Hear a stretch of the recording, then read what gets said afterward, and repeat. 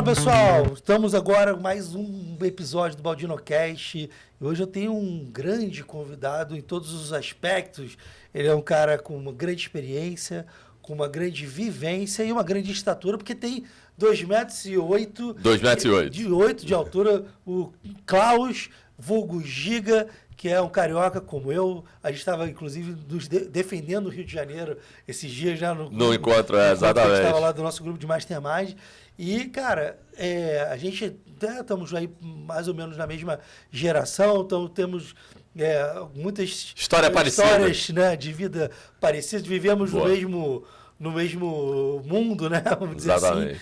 E, cara, e você é um cara que é uma referência hoje em gestão financeira, em finanças. Então, antes de você falar de você, eu vou falar de você. Boa. Então, quem é o Giga, quem é o Klaus? É consultor de gestão financeira, empresário, sócio de 7 empresas. 7.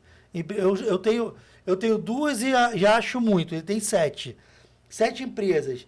Ele, para a galera do marketing digital, ele foi sócio do Jerônimo Temer, que é um dos caras mais, né, queridos, vamos dizer assim, né? Jerônimo é todo mundo usa a mesma expressão para falar dele. Todo mundo gosta. Muito querido. É um cara muito querido do bem, do marketing digital, um dos grandes players do marketing digital e um cara muito, muito legal, assim. Então, você trabalhou e é amigo e foi sócio do Jerônimo durante 3 anos nas empresas dele.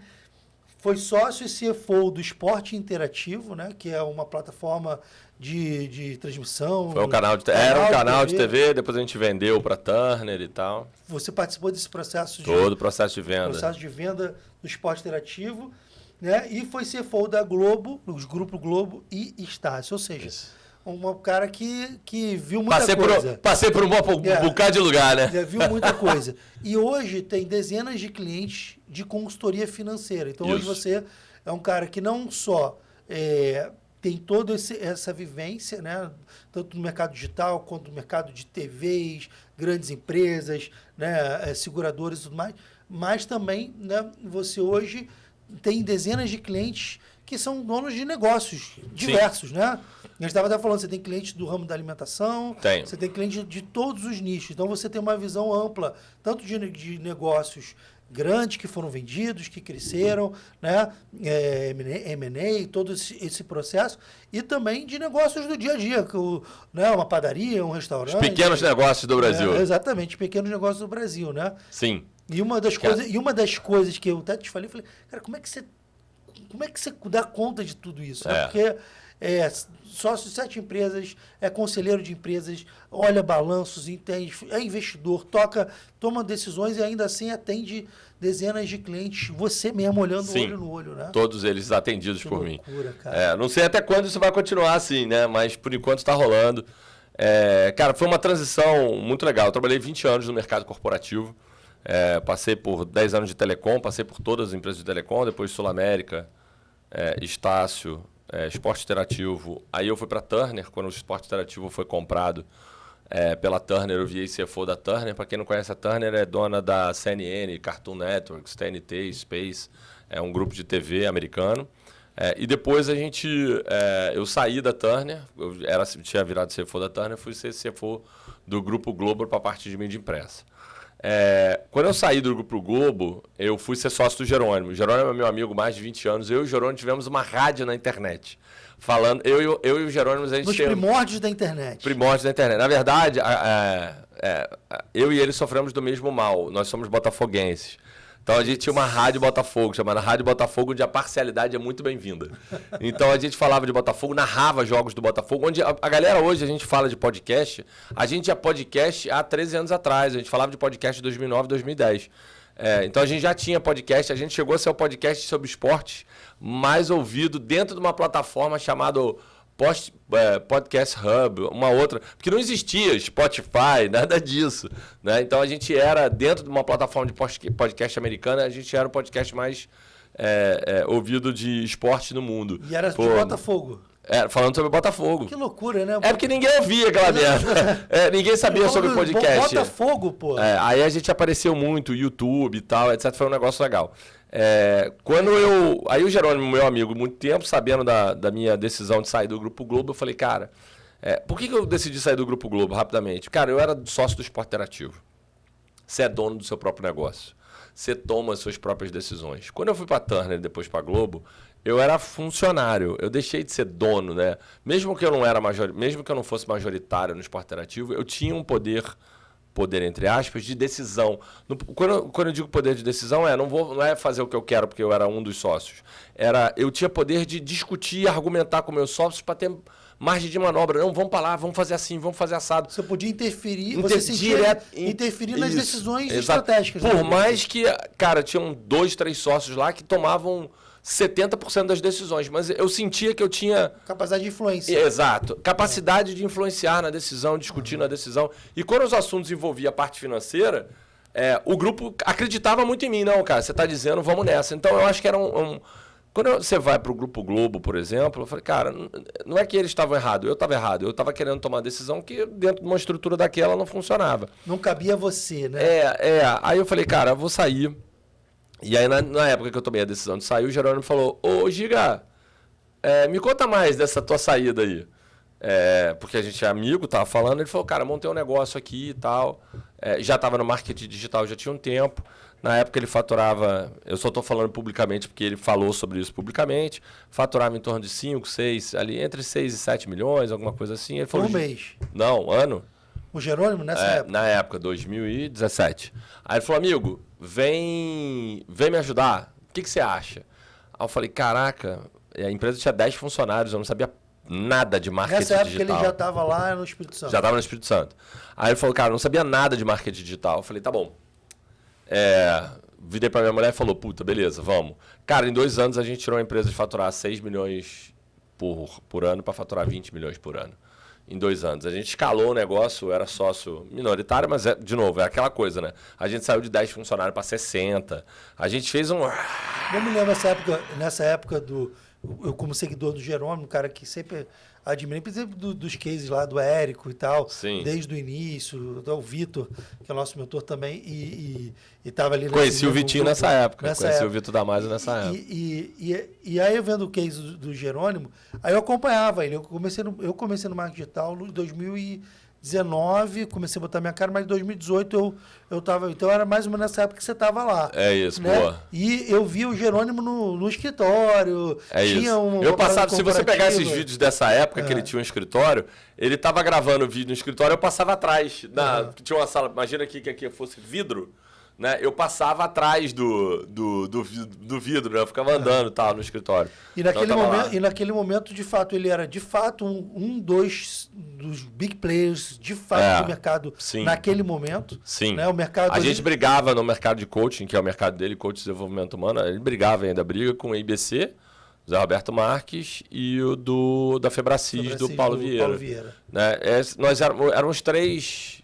Ainda, e grandes eventos presenciais também, grandes eventos. A gente chegou a fazer um evento para 2.700 pessoas. E muito legal. Só que, em função de uma série de coisas, eu sou carioca, como você falou, me mudei durante um ano para o Espírito Santo, a minha família não se adaptou, resolvi voltar. E o Jerônimo queria ir para os Estados Unidos, porque ele queria ir para os Estados Unidos e eu entendi que eu queria voltar para o Rio e ele queria que eu tocasse a operação no Brasil. Falei, cara, não vai funcionar, então vamos botar online, vamos levar para o Rio. Não dá. Falei, então, cara, a gente decidiu transferir a gestão do Jerônimo para a agência. Então, foi do Rodrigo Vinhas para Gratitude durante um tempo. E eu deixei de ser sócio, porque não fazia sentido, né? Você sócio do quê? O que você vai fazer, né? Não fazia sentido. Então, mas o Jerônimo é tão meu amigo e as coisas são tão legais entre a gente, né? Que foi assim... Foi zero discussão sobre a separação da sociedade? Sentamos abrimos um Zoom, fizemos, cara, então, não faz sentido, não faz sentido. E aí? Não, e aí, cara, fica aí, toca a vida, vou tocar minha vida aqui. Aí fiz um acordo com ele de um tempo, ele falou, cara, 2 coisas. Eu precisava de um tempo para me reestruturar, para saber o que eu ia fazer. E a outra, ele falou, cara, eu preciso de você para cuidar dessa transição financeira aqui, para cuidar e tal, etc. Eu falei, beleza. Então, no dia seguinte que eu saí da sociedade, eu virei consultor. Jerônimo é o meu cliente e até hoje eu sou consultor do Jerônimo. Então, eu nunca saí do IGT. Né? Então, eu continuo lá, ele continua meu cliente. E aí veio a pandemia. Isso foi antes da pandemia? Isso foi antes da pandemia. Foi fevereiro de 2020 essa decisão. Foi um mês antes de fechar tudo. Aí quando chegou março, veio a pandemia, eu falei, bom... E não teve nenhum impacto dessa decisão da pandemia, porque foi tão rápido, né? Porque não teve. Em março, na verdade, quando eu vi que a pandemia estava vindo, e eu vi que eu falei assim, eu sentei com o Jerônimo, foi dezembro, janeiro, eu falei, Jerônimo, a gente tinha um evento em março, em fevereiro, final de fevereiro, início de março, em Vitória. Eu falei, Jerônimo, a onda vai chegar. E esses lockdowns vão chegar aqui. Então, a gente tem que tomar decisões para segurar o caixa, passar tudo, suspender qualquer evento, porque isso vai acontecer mais cedo ou mais tarde com a gente. Então, aí eu comecei a tomar. E o que você faria, Giga? Eu comecei a tomar a decisão de corte e segurar o caixa no que eu podia. E a gente não cortou nenhuma pessoa, tá? 0 pessoas, mas a gente cortou escritório, cortou tudo que era...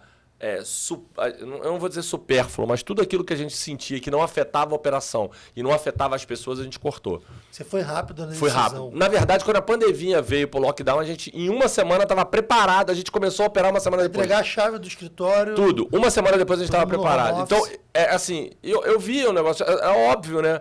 Começou, veio, lockdown e tal, não sei o que. Você viu na China e viu na Europa. Falei, cara, é uma questão de dias de chegar nos Estados Unidos. É uma questão de... Eu falei, vai chegar. Aí você começou a ver o que o pessoal estava tomando de decisão. Eu falei, cara, vamos fazer a mesma coisa. Organizei a parada. Diminuí contrato, cortei contabilidade pela metade. Fiz uma porrada de coisas assim. Vocês foram muito rápidos. Fomos. Talvez de tudo que você está me falando, é o case mais rápido de adaptação. Porque eu me lembro na época... que as pessoas, muita gente não acreditava. Sim. Né? Então você tinha aqueles caras, isso vai chegar, mas aqui no Brasil não, aqui é coisa de lugar frio, aqui não é frio. Então muita gente apostou que não ia dar. Então, esse é o tipo de aposta que não faz sentido fazer, que é o que eu, como gestor financeiro, gestor empresarial, falo sempre. Eu falei assim, se não vier, todas essas medidas que a gente está tomando vão ficar ali, não precisa fazer nada. Se vier, estou preparado. Então, assim, veio, eu estava preparado, só isso. Então, assim, mas eu não acredito que venha. Tá tudo bem que você não acredite, mas se vier, estamos preparados. Não vou ficar esperando para tomar a decisão. Então, a gente foi muito rápido. Então, só que no dia seguinte, como eu era consultor, eu falei, cara, e agora? Vou voltar para o mercado de trabalho? Vou fazer o quê? Eu não sabia o que eu ia fazer. Isso era março de 2020, o início da pandemia. E foi aí que eu falei, cara, eu estou sem fazer nada. Meu tempo tá devagar, vou dar consultoria de graça para essa galera da internet aí que tá com problema por causa da pandemia. Aí eu botei literalmente, eu botei um post, esse post eu guardo com carinho, botei um post lá no Instagram dizendo, cara, as primeiras 10 empresas que me chamarem no direct aqui, eu dou 3 encontros de consultoria de graça para ajudar a passar pela pandemia. E, cara, de fato eu ajudei essa galera. Com 3 encontros. Eu falei, rapaz, não é que eu sei fazer... 3 encontros para cada um ou 3 encontros para cada um. Individuais. Então foram 30 encontros, vamos dizer legal. Assim. Você arrumou coisa para fazer? Arrumei coisa para fazer, ajudei os outros. E eu falei, caraca, não é que eu sei fazer isso? Porque passou o prazo, a galera fazendo, e a galera conseguiu passar por esse período crítico do início do lockdown, a pandemia, passou bem. Principalmente problema de caixa e tal, eu consegui dar diretriz para a galera resolver. Aí eu falei, caraca, não é que eu sei fazer isso para pequena e média empresa? Deixa eu saber se eu sei vender essa parada agora. Aí eu comecei. Cara, quando chegou em setembro de 2020, eu não tinha mais agenda para atender ninguém. E aí, óbvio, eu entrei numa outra onda de escalar preço, aumentar, escalada normal de crescimento de serviços. Oferta e demanda. Oferta e demanda. Eu comecei a escalar preço, escalei produto, escalei melhor os clientes que eu queria ou não atender, que tipo de cliente ou não eu ia atender. Então, cara, e desde então eu tô nessa. Então, nesse meio tempo, eu me tornei investidor anjo, me tornei sócio de 7 negócios diferentes, escritório de contabilidade, BPO, uma empresa de RH, uma plataforma de investimentos em projetos de mineração em early stage. Ô, louco. Exatamente. Mineração de quê? Em early stage. Imagina uma... Early stage, Greenfield. É uma empresa do nada, zero. É um espaço... É a primeira entrada nunca fizeram um furo lá. E a gente entende que existe espaço para minerar, porque tem minério ali, seja ele qual for. Ferro, ouro, manganês, escolhe um bauxite, escolhe o que você quiser. Então a gente pega aquela área, só que o dono da área não tem dinheiro para botar para poder fazer a primeira lavra, para poder começar a fazer funcionar. Então a gente tem uma plataforma que capta isso através de investimento coletivo, através da lei CVM 88. Você capta isso, as pessoas que captam viram sócios dessa parte da mineradora da operação. O cara é dono de 100%, ele fica com dono de 80%, a plataforma fica com um pedaço e as pessoas que investem com outro pedaço. Chega dali a 5, 6, 7, 8 anos, geralmente mais de 5. Não, você faz estudo, em 5 anos você vende a operação para uma mineradora grande, provando que ali dentro tem minério. Então, obviamente, é uma operação de risco, porque você pode emprestar o dinheiro e não ter nada lá dentro, mas aí é que está o expertise da plataforma. A gente consegue tomar as decisões assertivas. Eu sou o único que não é de mineração, eu sou o único cara financeiro. O resto dos sócios e parceiros lá dentro são de mineração. Então, eles me trouxeram justamente para ser o cara para falar com a CVM, com a linguagem financeira. Então, sou sócio de uma empresa de gestão esportivo, o Mark faz a gestão do voleibol do Grajaú aqui no Rio de Janeiro. Enfim, tem várias outras paradas aí. Além disso, outras 2 coisas que eu faço questão de falar, porque são muito importantes, muito legais. Eu sou vice-presidente num e diretor no outro de 2 institutos sociais. Um com o Jerônimo, o Instituto Bem no Capara. Ano passado a gente doou 10 mil cestas básicas no ano. E eu também sou diretor do Instituto Borboleta Amarela, que é um instituto aqui no Rio de Janeiro, coordenado pela minha esposa. Ela montou. E a gente doa 210 cestas básicas todos os meses para pessoas de população em situação de risco, né? Gramacho, aqui no Rio, para quem conhece o Rio de Janeiro, Gramacho, Belfor Roxo, lugares que realmente precisa. Bolsão de pobreza, onde chega lá. Então é bem legal, né? Então são 2 atividades que a gente chega. Eu continuo tentando ajudar os outros de alguma maneira. Então é isso, eu faço um pouquinho. E, cara, nesse meio tempo, 40 clientes. Acho que agora eu tô com 40, fechei hoje mais um. Então, aumentando, dando consultoria, CFO as a Service, para ajudar essa galera. Você comentou, né? Tem uma galera da área para pegar o teu público, a galera de alimentação, né? Que é uma galera que tem uma dor um pouco diferente da galera de serviços, né? Maior necessidade de capital de giro. A galera tem muita dificuldade de entender capital de giro. É um negócio bizarro, assim. Não é difícil, mas quando você começa a fazer conta, e depois, se tiver a oportunidade, eu conto um case legal sobre capital de giro, de alimentação. Que, cara, se eu tivesse que já dar uma primeira dica pra galera de alimentação, cara, saiba calcular o seu capital de giro. Cara, capital de giro é... Vamos entrar nesse ponto, que você está trazendo um negócio legal. E eu gravei agora também, hoje a gente está no 3º podcast do dia gravado, e a Amanda, que é uma aluna e cliente do nosso programa de consultoria, e a gente está falando, né, qual o maior desafio? Ela falou para mim em off antes, né? Caixa. Né? Caixa. Eu falei, caixa. E caixa, e aí depois caixa a ar, gente falou, né? Caixa é o oxigênio. A gente trouxe, inclusive, não sei se esse episódio vai ser antes dela, enfim. Não é de qualquer maneira, você está vendo, quem está vendo esse episódio vai ter a oportunidade de ver Se não viu esse, vê o outro, inverte, né? Dá uma olhada. Vai dar certo. E aí eu falei, cara, caixa é oxigênio. E geralmente no nosso segmento, né, a gente tem um dos grandes descompassos de caixa, ele é relacionado ao estoque. Sim. Né, relacionado ao processo de compra. Né? Então, e aí eu quero muito ver essa sua experiência na prática, mas em linhas gerais, em princípio, no segmento de alimentação, né, aí ela estava falando, eu fiz uma imersão presencial em janeiro aqui no Rio, e ela estava lá presente, e ela falou, eu comprava 3 vezes por semana, achava que eu estava muito errada. E eu vi que tinha gente lá que comprava todo dia, que eram muito maiores do que eu. Então, eu vi que eu não estava tão errada assim, e que talvez ele estivesse mais errado do que eu. E aí eu falei para ela, Amanda, é o seguinte, ele compra todo dia, porque se ele comprar uma vez por semana, ele perde o oxigênio, Isso. o caixa dele. Então, ele não é que é certo ou errado, é que dentro, ele hoje não tem nenhuma visão estrutural de como compor o caixa e processo de compra e tudo mais. Então, ele vai comprando muito pingadinho, isso dá mais trabalho, mas é a maneira que ele tem de ter aquele dinheiro ali. Então, no nosso segmento, você conseguir, de fato, parece simples, você que é do mercado financeiro, obviamente isso é uma conta mais simples, mas você viver controlando o CMV, né, tendo que fazer um giro de estoque, né, certeiro, dizer não às vezes para comprar mais barato, para fracionar essa compra para poder não ficar com caixa zerado e todo o dinheiro no estoque, é de fato um desafio ali do dia a dia do empreendedor, né? Esse caso é muito semelhante com o que você está falando, né? Eu tinha uma cliente minha que ela era de uma franquia, ela tinha 3 lojas, 3 ou 4, já não me lembro mais. 3 ou 4 lojas de franquia de frango frito lá no Rio Grande do Sul. Ela tinha em Erechim, Alegrete, Passo Fundo e mais um lugar que eu não me lembro mais.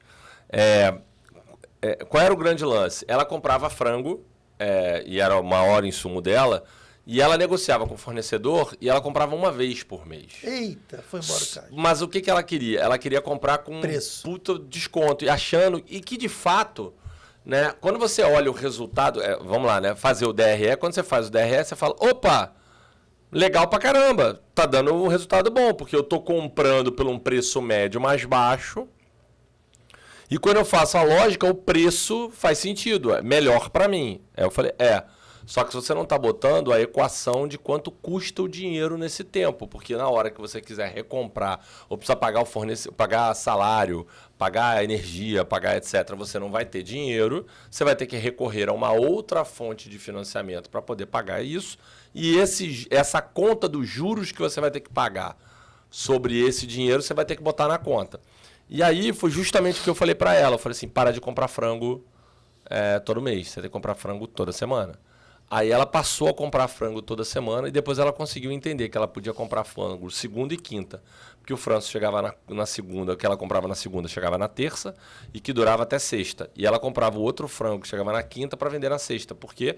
Porque na sexta era onde ela vendia mais, sexta, sábado e domingo. E ela enchia o estoque. E outra... que ela também não botou na conta, que parece besteira, mas é frango congelado. Logo precisa de freezer. Eu vendi 3 freezer. Ela falou, você não precisa de 3 freezer. Diminuiu a conta de luz dela, ela vendeu os 3 freezer, diminuiu o capex dela, que é o investimento necessário. Ela diminuiu a conta de luz e o resultado dela fez whoop. Eu falei, mesmo... Pagando mais caro no frango. Mesmo que... Só que daí tem uma jogada que nem todo mundo entende. Eu fiz uma negociação, chamei ela e falei assim, não, você não vai dizer pro cara... que você vai comprar menos. Você vai dizer para ele que você vai comprar mais. Só que você não quer receber de uma vez só. Você vai pagar toda semana, todo o frango, mas você vai dar para ele uma garantia mínima de compra. Então, você só mudou a maneira de você negociar com o cara. Perfeito. Você virou pro cara e falou assim, cara, eu vou te dar uma garantia mínima. Eu vou comprar isso tanto de frango no mês. O cara falou, opa. E a gente ainda, dado o delta que eu calculei de venda, eu falei, ainda coloca um pouquinho a mais que você compra agora. Só que você quer manter o preço, mas você só quer pagar uma vez por semana, para poder dar giro e ir tirando o pedido. Mas você vai ter garantia firme de compra mínima. Aí o cara falou, tô dentro, eu consigo, virei para consigo manter o preço. Ou seja, eu consegui gerar o estoque e ainda mantive o preço, mesmo não comprando uma vez só, porque eu garanti compra mínima. Dá para todo mundo fazer isso? Não dá, nem todo mundo consegue fazer garantia de compra mínima. Mas essa é uma situação onde você fala, caraca, parece óbvio, né? Não é óbvio. Isso parece, mas não é. Isso como você está falando de uma forma... porque quando a gente faz engenharia reversa, é óbvio. É óbvio, né? Mas não é óbvio. Não é óbvio. No dia a dia, é muito longe do óbvio. Mas você sabe que essa é a parada legal. Você mesmo falando, na minha cabeça, antes de você falar a solução, eu imaginava, se eu fosse o negociador, eu não teria tido essa sacada naquele momento. Agora eu peguei para mim. Aprendi. Aprendeu. Aprendi. Garantia mínima. Exatamente, garantia. Ou seja, isso.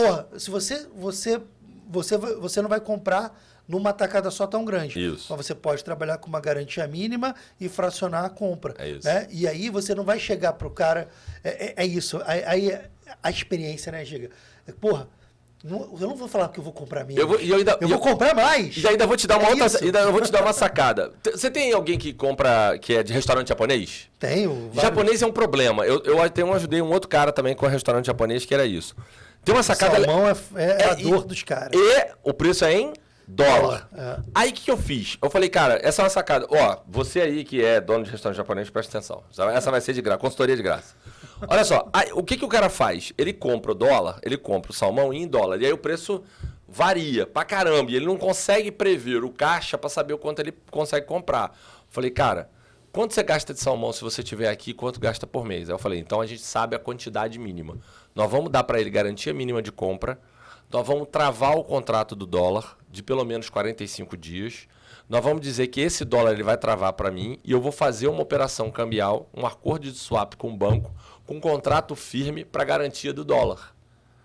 Então ele travou o dólar para mim, eu fiz um contrato, um instrumento financeiro que existe, está disponível para qualquer um. Você usa o banco para fazer um contrato de hedge financeiro. Eu travei o dólar. Travei o dólar. Então assim, eu travei o dólar. Se o dólar fosse para 7 ou fosse para 3, eu resgatava o contrato do dólar, pagava a parada e para mim continuava tudo igual. Tem um custo essa operação financeira? Tem, é CDI geralmente, né? O custo desse swap cambial que você faz com base no contrato. Mas resolveu o problema. Mas isso aí deve ser viável para um cara a partir de quanto de compra, né? Porque tem esse custo, ele tem um... O que acontece? Você não pode fazer esse contrato. O contrato era anual, ou seja, você tinha uma garantia de compra anual, porque o contrato precisa de anual para você fazer um contrato swap. Acho que até 6 meses dá. E tem valores mínimos. Mas, cara, restaurante japonês compra quantidade de salmão tão bizarra que qualquer restaurante japonês consegue fazer. Não tenho nenhuma dúvida. Eu fiz. É mesmo? Você acha que qualquer restaurante... O cara tem uma única unidade... Não, depende do volume. Se o cara for uma única unidade, ele compra um delivery para comprar pouquinho, não faz sentido. Vamos fazer simulação. Eu tenho alguns mentorados que tem em uma única... Vamos lá, eu tenho um mentorado, o Eric, que é um cara... Inclusive um case da nossa consultoria, tá bombando pra caramba. Ele tem 2 lojas de japonês em São Paulo. Uma dentro do Clube do Morumbi, lá de São Paulo. Tá, deve vender bem. Que bate ali uns 200 e tantos mil de faturamento. Legal. E um rodízio que também fatura aí próximo disso, um pouco menos, talvez. Tá bom. Né? Então, ele tem ali um bruto ali de 300, 400 mil de faturamento. Tá? E comida japonesa.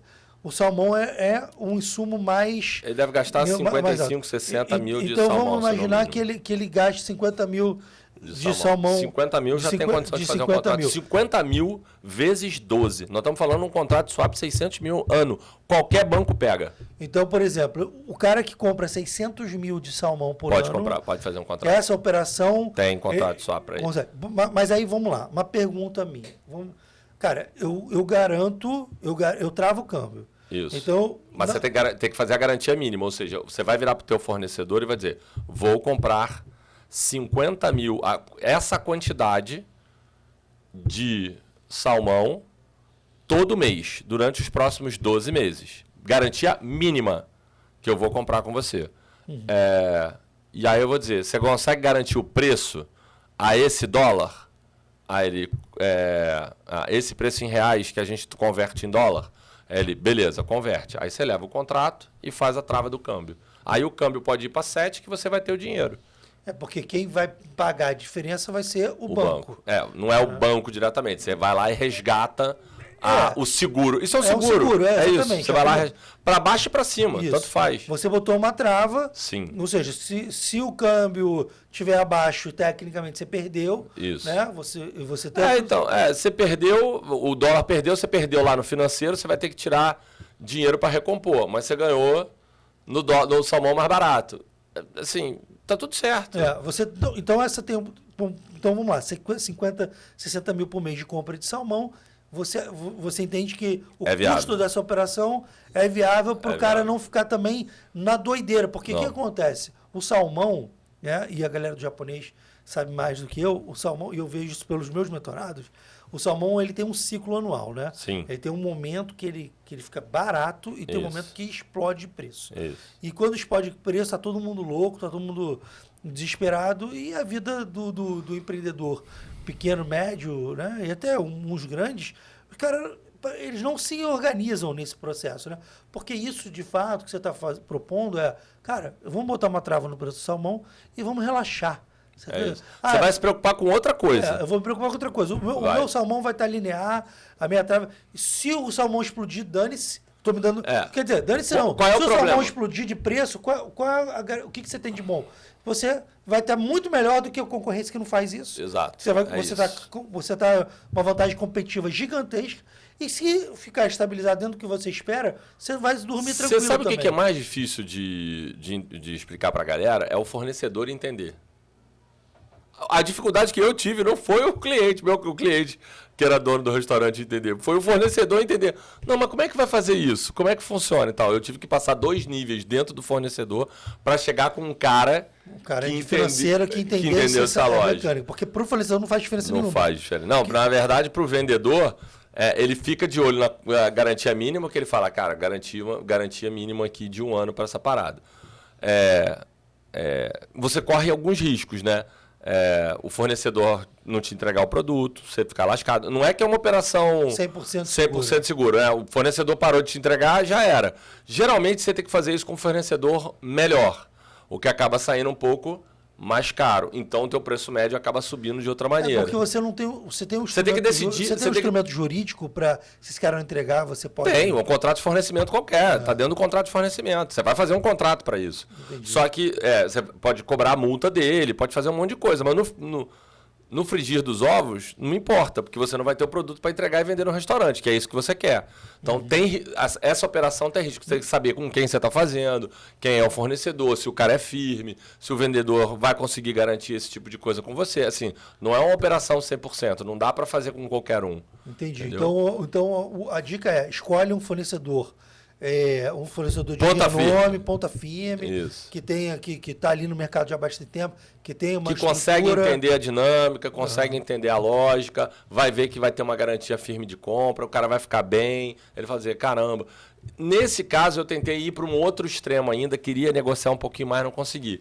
Que eu queria aumentar o valor do swap, para botar um dinheiro a mais no swap, para garantir o dólar mesmo para compra extra. Ou seja, se eu arrebentar de vender e vender mais, passar da quantidade... Você queria um dispositivo para você continuar comprando naquele preço. Esse eles não toparam. Mas aí seria aumentaria um grau de complexidade. Aumentaria, e aí não foi. Mas dá para fazer também, né? Garantia minha, você trava mais, mas aí o cara tem que te garantir a entrega, e ele não consegue garantir. Porque muitas vezes também o próprio insumo, ele entra num ciclo de mais escassez mesmo, Sim. né? Então, às vezes...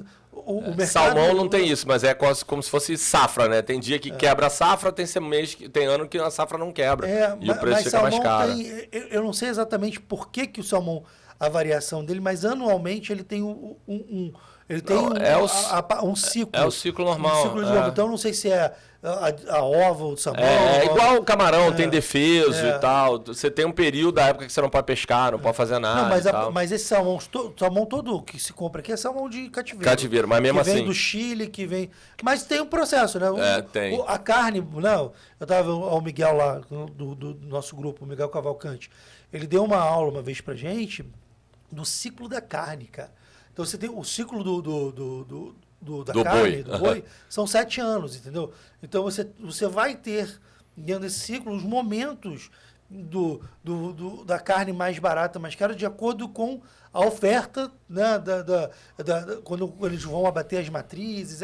Explicou toda a lógica do processo e você consegue olhar. E toda commodity tem. Você do mercado financeiro, sim. Toda commodity e a gente está falando um papo aqui alto nível e eu sei que talvez, possivelmente, algumas pessoas... a gente já entrou agora, entrou no swap e tal. Eu não queria entrar nessa. Não, mas é que eu acho que o exemplo porque assim, por que eu gosto de dar esse exemplo? Porque não é trivial para esse mercado. E quando não é trivial e é um disponível, assim, é um instrumento fácil, não é difícil. E ele está disponível e a galera não usa, Não entendeu? usa porque não sabe. Não sabe nem que existe. Desconhecimento total. E eu acho legal. A gente vai fazer um papo alto nível aqui. E se você está boiando... Cara, é um sinal de que você precisa estudar um pouco mais. E a internet está cheia de conteúdos aqui. Então, você pode ver de novo, faz pergunta, vai lá no Instagram do Klaus, né? Faz pergunta para ele. Qual é o teu arroba? @Klaus Meirose, MAIROSE. @Klaus Meirose. Vamos botar na edição. Bota o arroba do Klaus aqui na tela. Manda lá no @Fernando Baldino. Então, assim, faz pergunta. Não entendeu? Faz pergunta, comenta o vídeo. E, cara, a gente está aqui para ajudar. Então, assim, mais esse papo aqui está acima do nível normal que a gente trata. Então, Então vamos trazer. Não vamos trazer, não. Vamos subir, Cláudio. Vamos deixar no alto. Tá bom, beleza. Então, assim, vamos subir. E o desafio que eu faço pra galera, cara, vai olhar, mete um Google lá, swap cambial, né? Fazer hedge, né, de moeda estrangeira. Hedge de moeda estrangeira. Você vai aprender, né? E talvez aqui você esteja ouvindo termos novos que pode abrir a sua visão e você pode resolver alguns problemas. Esse do hedge cambial é específico pra galera de salmão. Eu não sei se tem outro mercado onde o cara trabalha com muita coisa em dólar, em alimentação. Geralmente não. Mas acho que tem questão, por exemplo, de óleo, azeite. Sim, tem alguma. Tem o mercado de commodities, cara, é muito. O próprio trigo, né, cara? A gente não é autossuficiente em trigo.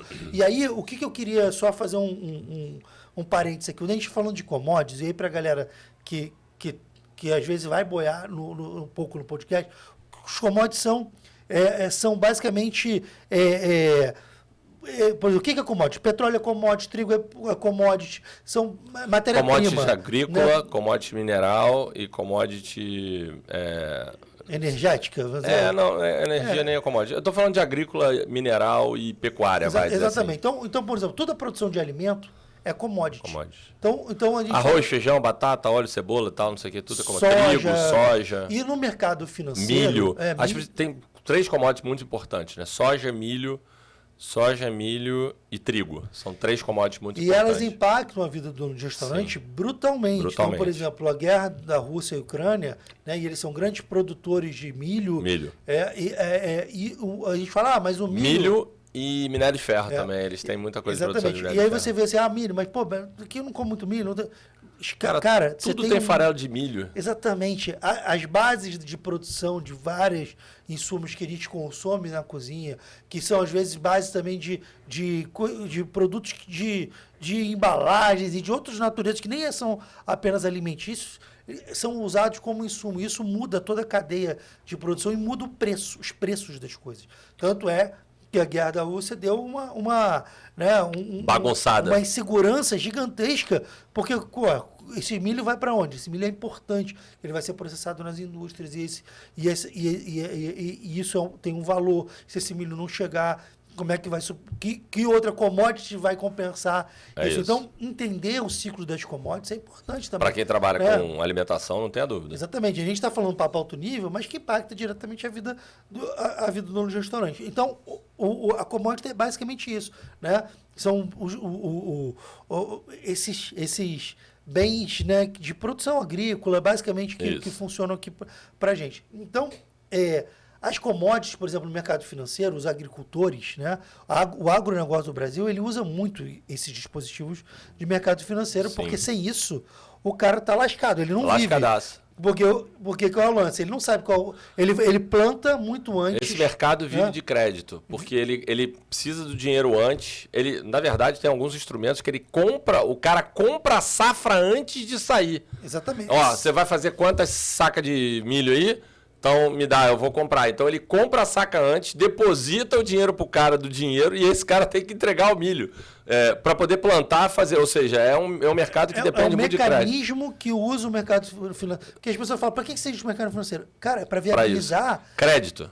Não só crédito e viabilizar um negócio gigantesco de alimentação. Ou seja, a gente fala assim, para que é o mercado financeiro? O que é a bolsa? Cara, isso viabiliza. Por quê? Porque faz com que... Dinheiro, crédito. Faz com que o produtor agrícola consiga o recurso para fazer a plantação e inclusive colocar travas de venda. Por exemplo, o cara vai plantar milho, soja. Quanto ele pode travar o preço de venda dele. Se ele, no meio da produção, ele já tem uma noção de quanto vai custar. Então, ele pode travar parte da venda. Eu vou. Quanto é que está o milho futuro, né? No mercado futuro da saca, né? Ou do milho, do café, de qualquer coisa. Depende muito da complexidade, do que você está querendo fazer. Tem hora também que, assim, o cara que está vendendo 30 mil por mês, 40 mil por mês, ele tem que viver a vida do Ceasa, né? A vida aqui do cara. Mas é importante ele entender que isso pode mudar. Se ele acompanha e aprende esse tipo de coisa, eu acho que o legal é que ele pode dizer assim, cara, isso aqui vai dar bom, isso aqui vai dar ruim.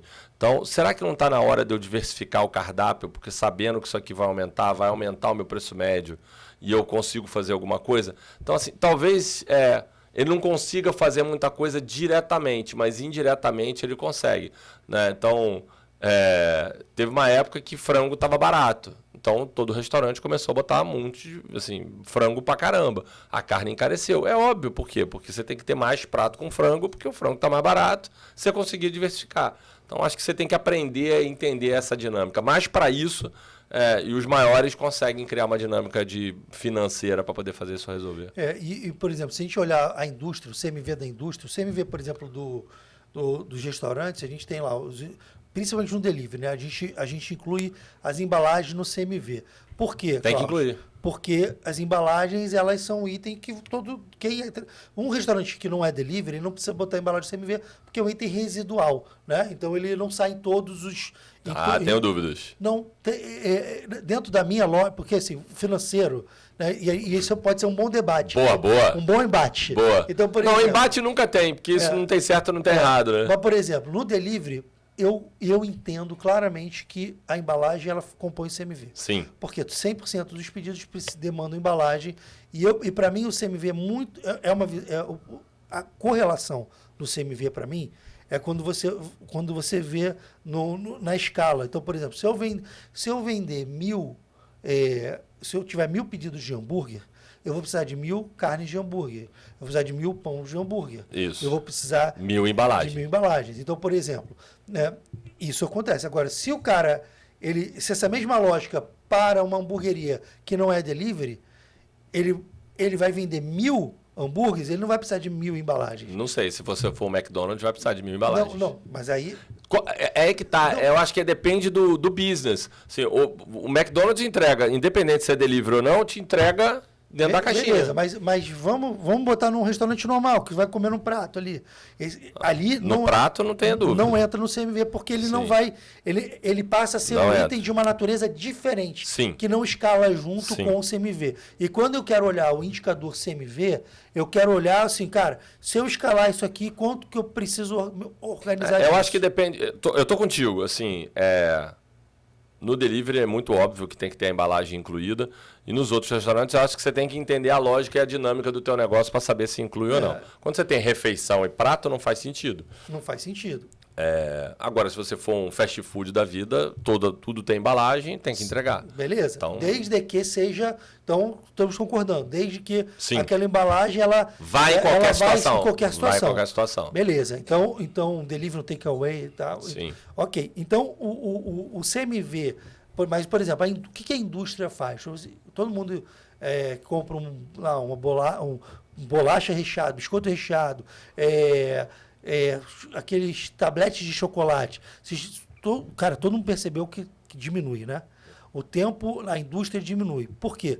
Porque o ciclo financeiro deles é muito diferente de um restaurante. Por exemplo, eu posso pegar e aumentar R$5 o preço dos produtos, subiu para caramba o tomate, a carne e tal. Eu consigo repassar, se eu tiver uma boa precificação, o preço.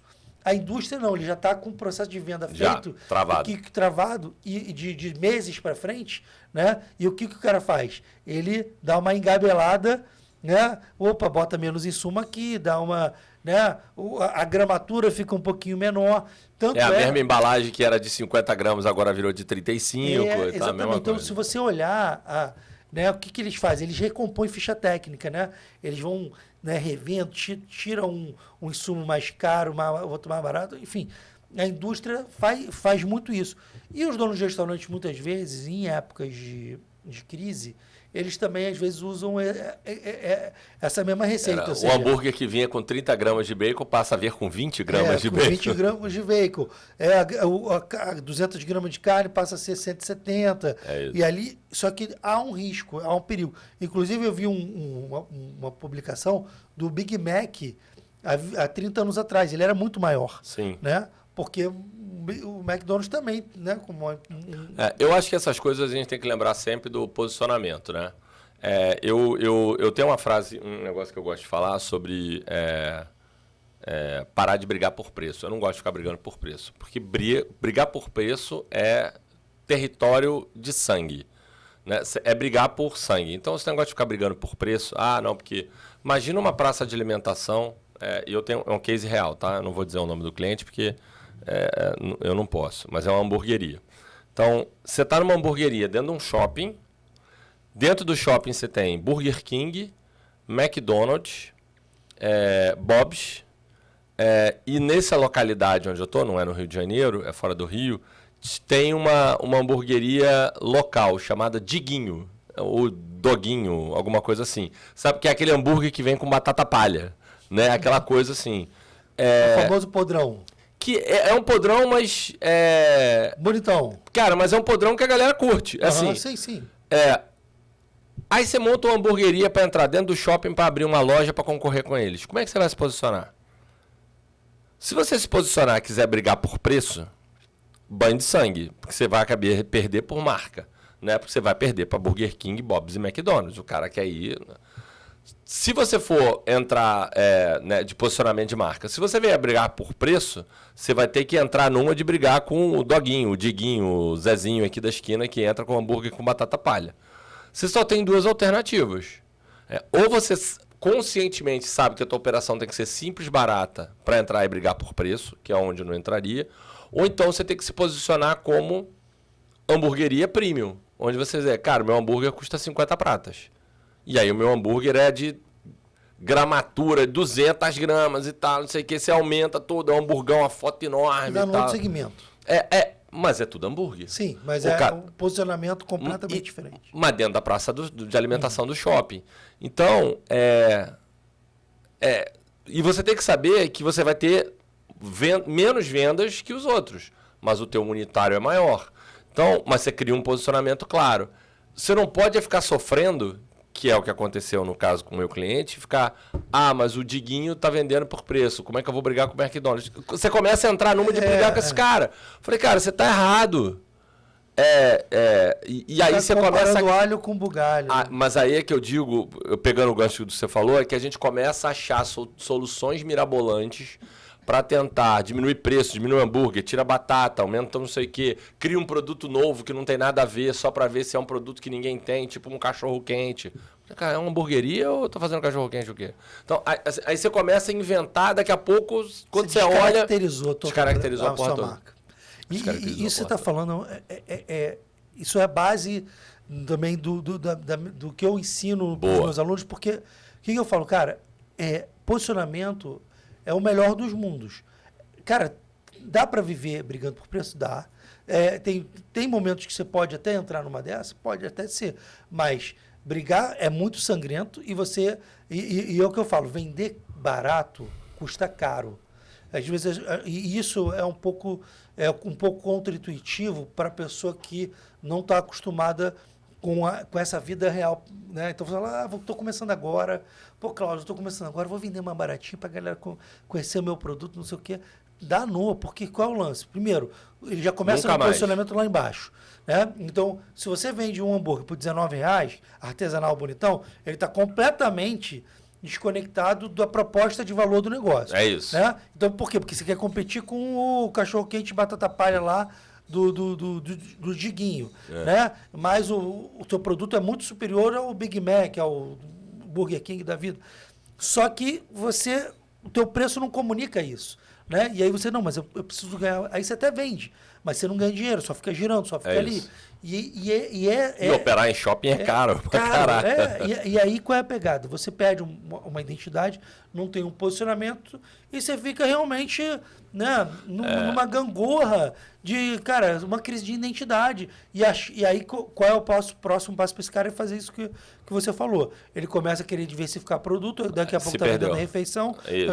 É sobreviver, eu vou vender qualquer coisa. O que quer comprar? Daqui a pouco tem açaí, tem refeição, tem hambúrguer. Aí pronto, já virou um loja de tudo, tipo a Amazon.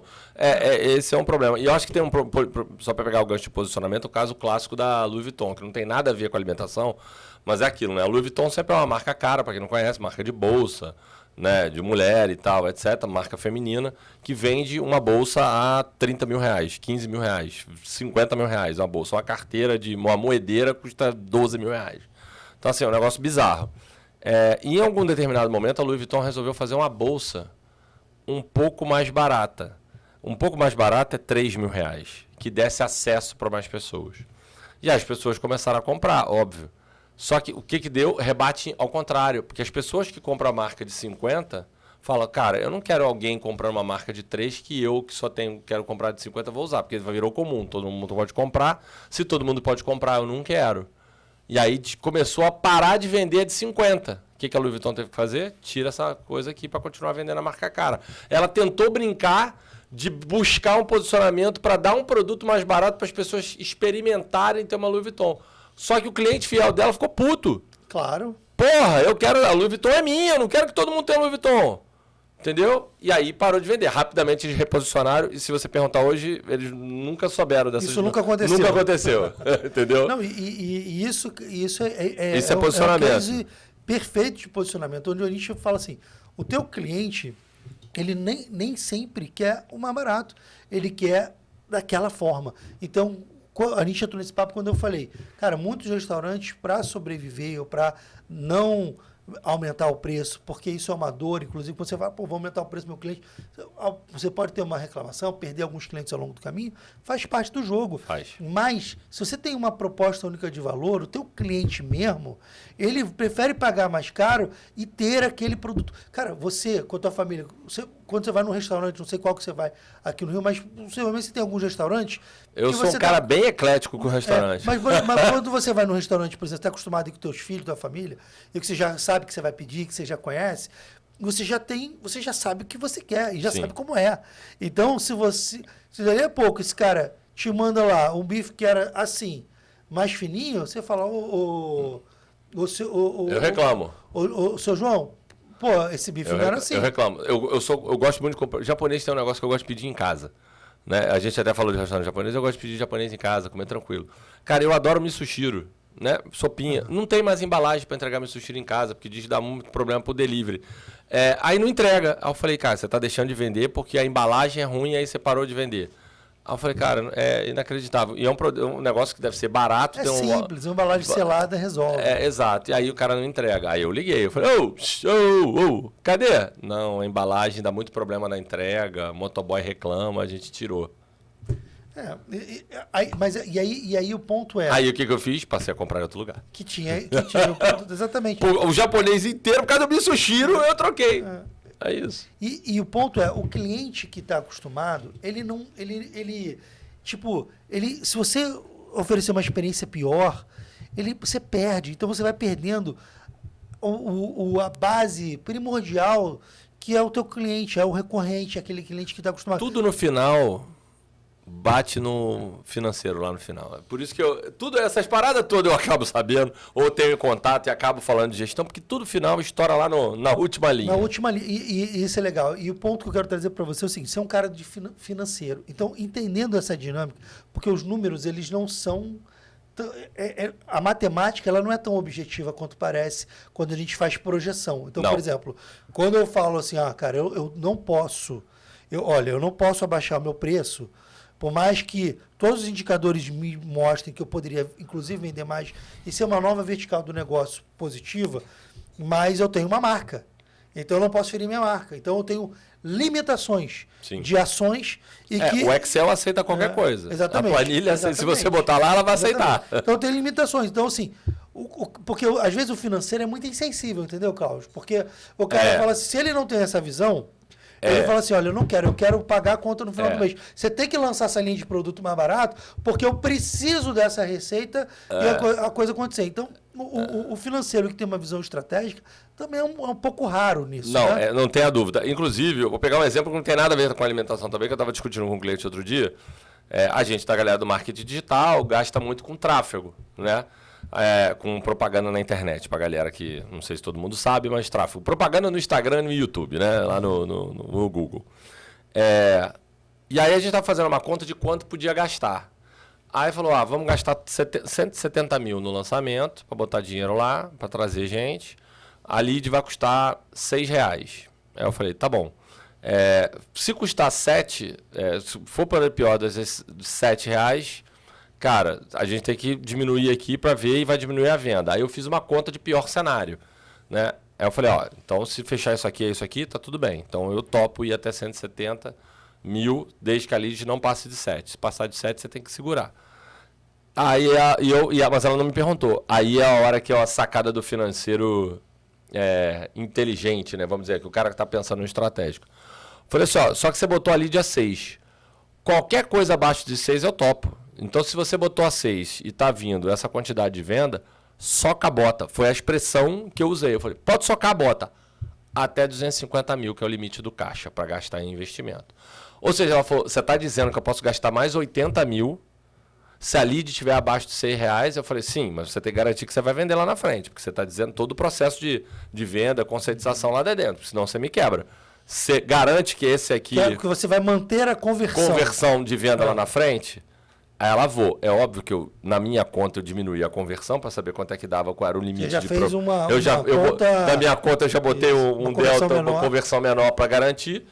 Mas eu dei para o marketing a liberdade para gastar. Se tivesse a lead abaixo de um determinado preço, para socar a bota até 250 mil. E ela não me pediu 250 mil. Isso é pensar o negócio, pensar estrategicamente o que você está fazendo. Entender... não é um financeiro burro, né? Aquele cara que... Isso. Só olha o número e acabou. Não, porque tem que cortar. De vez em quando tem que cortar mesmo, mas não é para ser bitolado, né? Tem que entender estrategicamente o negócio. E eu acho que o conhecimento, ele... É o que você falou, pô, você foi sócio de Jerônimo Temer e, cara, chegou um momento que vocês desfizeram isso de forma madura, de forma sensata, tranquila. Tranquilíssima. E aí você diz, por que isso acontece? Porque tem uma visão de ambos os lados do que se precisa ser feito e das possibilidades que tem ali. Então, quando você tem conhecimento, né, por exemplo, um financeiro que tem conhecimento do marketing, né, da ideia, da necessidade do marketing, um financeiro que tem conhecimento, cara, o que a galera da operação precisa, mas entender e conversar num alto nível, as coisas têm que ser resolvidas. Mas aí eu vou fazer um comentário que vou puxar a sardinha um pouco pro meu lado, tá bom, Nino? Mas eu acho que é importante.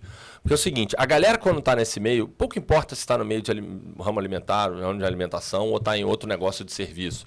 Estou falando de advogado, médico, cabeleireiro, estou falando de autoescola, que eu já tive cliente como autoescola, seguradora, pequena seguradora, tal, assim, todos eles. O grande lance é o seguinte, o financeiro a galera começa só para fazer a operação.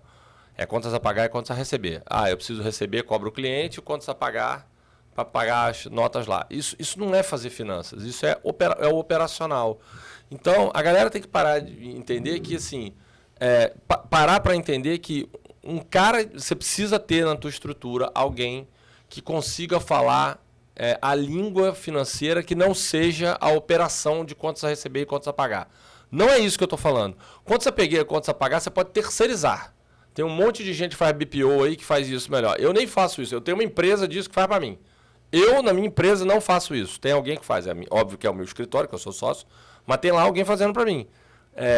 A contabilidade tem lá que gerar os números, os reportes, mas a função deles não é só gerar guia. Eles conseguem gerar relatórios, mas esses relatórios e essas informações alguém precisa analisar, alguém precisa entender o business, alguém precisa entender o jogo. E a maioria das pequenas e médias empresas não tem esta figura, esta pessoa, um cara que entende... Peraí. Deixa eu entender aqui. O que tem que tem que entender dos processos, mas que mais do que tem que entender dos processos, tem que entender do business, do negócio. Para poder...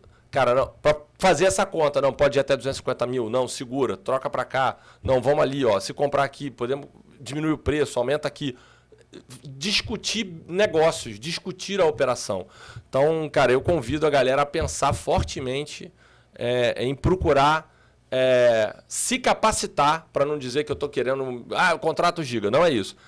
Você precisa ter alguém na sua estrutura que entenda desse riscado. Seja um sócio que seja responsável pelo financeiro, entenda, que não sabe, mas vai aprender. Alguém precisa saber desse negócio. Porque senão, cara, a chance de você começar a escalar errado... Tomar decisões erradas, né? Começa a tomar decisão coisas errada. Óbvias que são exatamente. Que você tem ali, você com os números, uma análise não precisa ser muito inteligente, né? Na verdade, as decisões elas são muito claras, né? Então, se você olha ali com o mínimo de sensatez, né? E um pouco de profundidade, olhando, né? Uma necessidade específica, você fala, cara, isso aqui está óbvio. E o mercado tem muita variável já travada. Quer ver? A gente nunca falou sobre isso. Quanto é o CMV médio? Eu vou anotar. Quanto você acha que tem que ser o CMV médio de qualquer produto, de qualquer coisa que você venda em alimentação? Não depende. Depende não depende. Depende. Vai. CMV quanto médio... é que ele tem que ser? Não pode ser acima de? Acima de... O que eu ensino para os meus alunos não pode ser acima de 35%. Você botou 30. É isso aí. Se estiver dando 32, entre 30 e 35, eu vou dizer, você está numa zona de manobra onde você precisa entender se tem alguma oportunidade. Acima de 35 deu cagada. Abaixo de 30 você está operando que não é um príncipe. Uhum. Então assim, cara, deu 28, 29, só cabota. O que dá para fazer mais? Isso. Vamos, acelera. Puta, bateu 30. Opa, peraí, agora passou 32.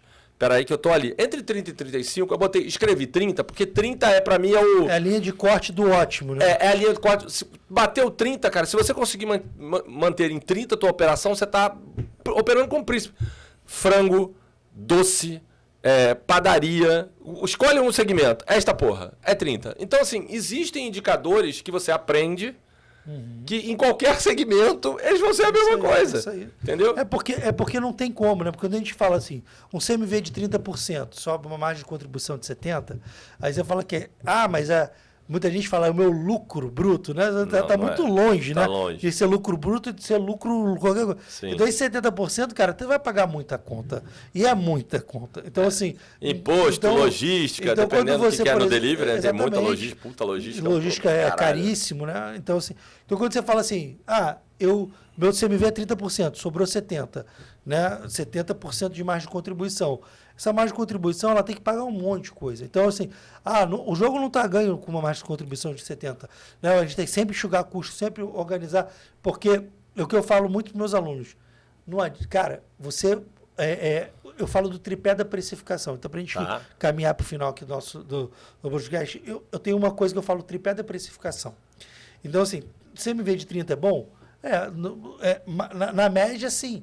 Né? Mas eu já vi gente com CMV de 38 tendo lucro e gente com CMV de 28 tendo prejuízo. Mas o cara aí, deve ter outras coisas, outras variáveis. Aí tem uma variável... Cara, e a gente está falando do papo de alto nível, isso é uma coisa simples e talvez aos seus olhos óbvio, mas aos olhos de muita gente que está vendo aqui, não é. Então, o tripé da precificação, ele é margem, né? Margem, preço de vendas e custo. Né? Margem, capacidade de venda, não é preço de venda, sua capacidade de venda. Qual é a sua margem, qual é a sua capacidade de venda e qual é o seu custo operacional. Então, esse tripé, ele tem que estar equilibrado. Então, às vezes, por exemplo, tá bom, eu vou operar com 40% de CMV. Beleza. Onde é que você vai ter que compensar? No volume, na capacidade de venda. Você vai ter que vender muito para compensar um CMV mais alto. Vender prego. O CMV do prego é altíssimo, mas você vai ter que vender zilhões de pregos. Exatamente. Então a escala é o efeito colateral de uma margem menor. Por isso que serviço tem margem mais alta, por isso que produto tem margem mais baixa, margem final, né? Exatamente. Então, mas do meu CMV é 25 e eu estou tendo prejuízo. Está vendendo pouco. Está com estrutura muito cara. O que está acontecendo aí? Ou o teu custo está caro. Então, assim, aquela coisa dos princípios. Então, o tripé da precificação ele é um equilíbrio entre o teu custo operacional... Volume, custo operacional. Volume, capacidade de venda. E a capacidade de venda não é a tua capacidade instalada. É quanto efetivamente você vende. Porque não adianta você falar assim, eu quero vender... Não, mas essa é uma boa. Porque eu falo sempre o seguinte, cara, o preço está ótimo. Só que o preço tá ótimo, você vai vender, só que você está voando num avião que tem capacidade para 140 passageiros, está voando com 40. Exatamente. Não adianta nada. Não adianta, não vai fechar. Ele está decolando pesado. Exatamente. Com custo muito... Exatamente. Por isso que você falou, a planilha é qualquer coisa. Então você vai olhar lá, vai fazer a ficha técnica, tá maravilhoso.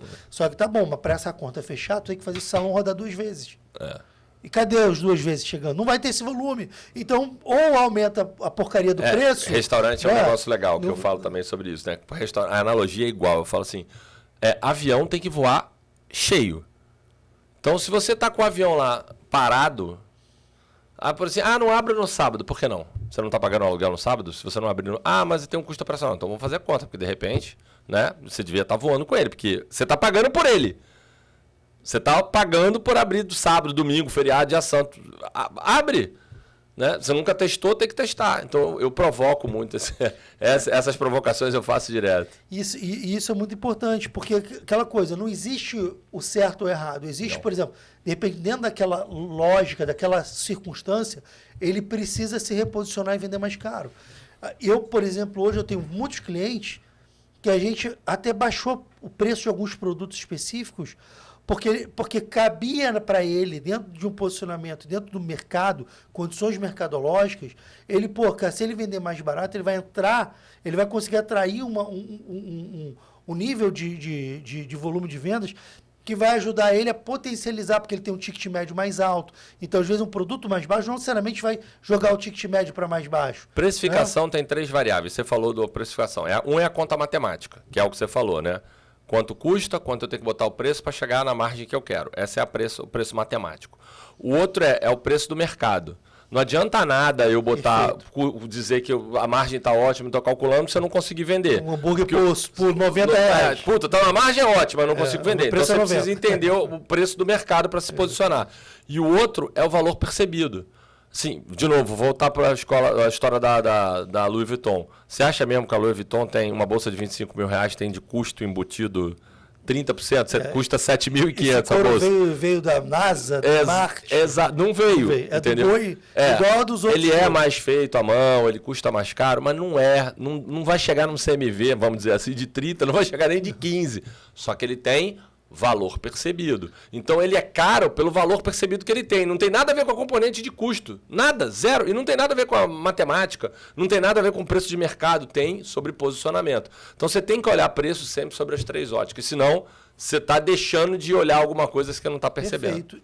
Então tem momentos que a gente precisa caminhar para fazer um ajuste até para deixar, né, mais acessível o produto. Pode caber essa análise. Como pode caber ou não. Eu preciso, né, me reposicionar para cobrar mais caro, né, dependendo do caso, do momento, né? Então, eu acho que o mercado, as experiências nos mostram que não existe a fórmula certa, existe, né, a especificidade, né? Em que momento o cara está do negócio, né? E aí o remédio é outro. Que eu falo para os meus mentorados. Cara, às vezes o remédio para um pode ser o veneno para outro. Então, tem que tomar muito cuidado com verdades consolidadas, né, que dizem por aí na internet. A região muda, o público muda, o que você quer vender muda. Tem tanta variável que você precisa analisar e que pode mudar o jogo do que você está jogando que você tem que... Testa primeiro, vai, Exatamente. Dá uma olhadinha. Um outro exemplo na prática também dos mentorados que vieram aqui no podcast, do pessoal do Comida de Mãe, hoje eles trabalham com embalagem de isopor. E é uma embalagem de isopor grande, assim, compartimentalizada ali. Então, Entendi.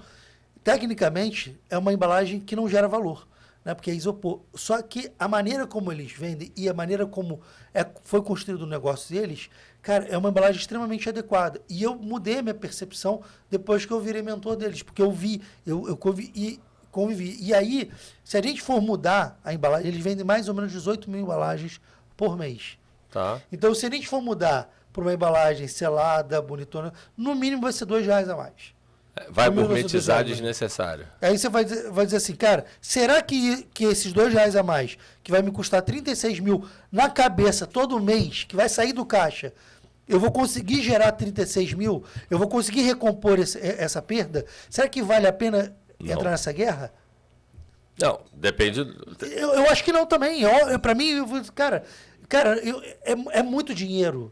É uma guerra que... Ou se a gente for fazer isso, a gente tem que fazer com muito cuidado. Com testes menores, validando todo o processo. Se ele tem várias unidades, ele pode fazer um teste numa unidade para ver qual é a percepção que acontece naquela unidade. Né? Para quem não sabe, a Coca-Cola, quando ia lançar um novo produto, até hoje assim, ela lança em 3 mercados. Ela lança em Recife, Porto Alegre e Ribeirão Preto. Não me pergunta por que Ribeirão Preto, mas é por isso. Então, se deu certo naqueles mercados... Aí eles vão para o lançamento nacional. Então, teve um negócio curioso. Você lembra da Sherry Coke? Coca-Cola? Lembro. Só pegou num lugar. Nos Estados Unidos ainda tem essa. Existe. Aqui no Brasil não pegou. Não pegou em Ribeirão Preto, não pegou em Recife. Só pegou em um lugar. Só tem um lugar onde você encontra Sherry Coke no Brasil. Porto Alegre. Sério? Só pegou em Porto Alegre. Só tem Porto Alegre. É meio estranho. Então, é a mesma coisa trazer Dr. Pepper para o Brasil. Alguém gosta de Dr. Pepper? Dr. Pepper nos Estados Unidos é um refrigerante lá famoso. É uma merda, eu acho horroroso. Mas assim, é a mesma coisa que, para quem é carioca, eu sou fã de Mineirinho. fã do Mineirinho. Grapete? Não, Mineirinho, não é Grapete. Grapete é uma coisa, Mineirinho é outra. É um restaurante de... É um refrigerante de chapéu de couro, com Guaraná. É de Niterói, desde 1946 ou 48.